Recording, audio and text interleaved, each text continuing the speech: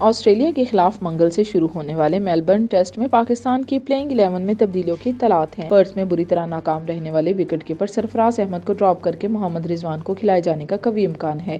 ذرائع کا کہنا ہے کہ ٹیم میں دوسری تبدیلی ان فیلڈ خرم شہزاد کی شکل میں ہوگی۔ خرم شہزاد کی جگہ حسن علی اور میر حمزہ میں مقابلہ ہے، تاہم میلبرن ٹیسٹ میں فاسٹ بالر وسیم جونیئر کی شرکت کا کوئی امکان نہیں ہے۔ ذرائع کے مطابق اننگز کا آغاز بدستور امام الحق اور عبداللہ شفیق ہی کریں گے، جبکہ فہیم اشرف کو ڈراپ کرکے of break bowler Sajid Khan کو کھلائے جانے کا قوی امکان ہے۔ فہیم اشرف مسلسل مواقع ملنے کے باوجود ٹیم کے لیے اپنی افادیت ثابت کرنے میں ایک بار پھر ناکام رہے۔ یاد رہے کہ پرتھ میں کھیلے گئے پہلے ٹیسٹ میں آسٹریلیا نے پاکستان کو 360 رن سے شکست دی تھی۔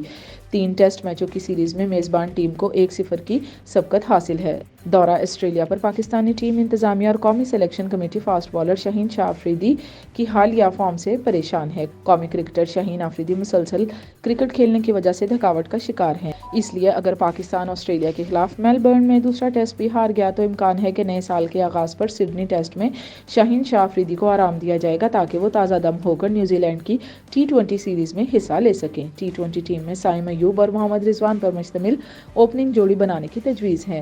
سڈنی میں تیسرا ٹیسٹ 3 فروری سے شروع ہوگا اور نیوزی لینڈ میں پہلا T20 انٹرنیشنل 12 جنوری کو کھیلا جائے گا۔ واضح رہے کہ پرتھ ٹیسٹ کی پہلی اننگز میں شاہین آفریدی نے 27 اوورز میں 96 اور دوسری اننگز میں 18.2 اوورز میں 76 رنز دے کر ایک کھلاڑی کو آؤٹ کیا تھا۔